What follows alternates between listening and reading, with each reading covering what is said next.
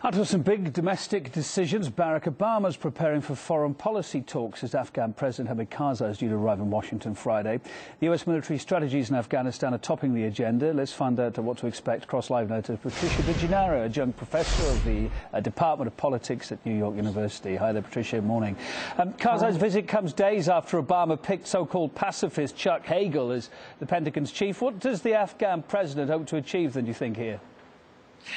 Well, I think he probably hopes to achieve a few things. One is continued military support for the Afghan troops so they can maintain their own military or army, if you will. And the second is probably continued monetary support and some development efforts there.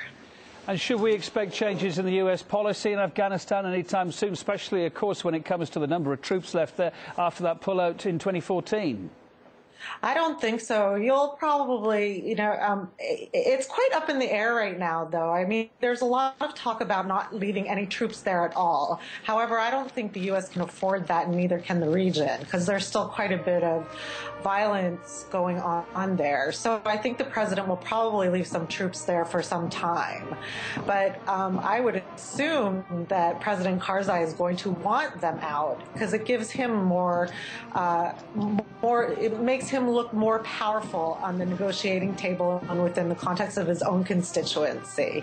However, he also needs some protection, so it'll be a little bit of a catch-22 situation for them.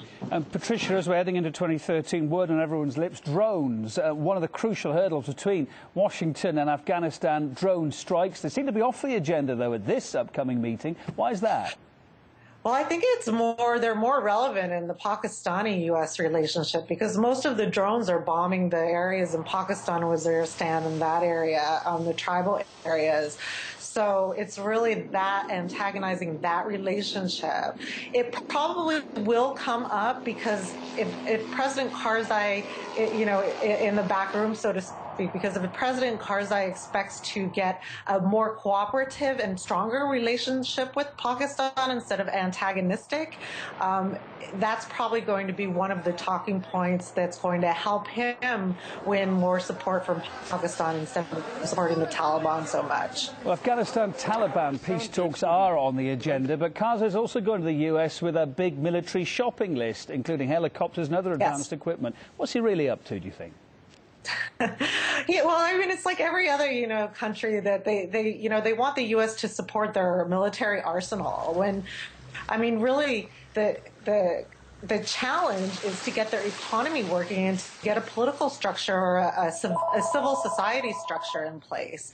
So these are the challenges, and this is what's going to have to happen as far as that's concerned.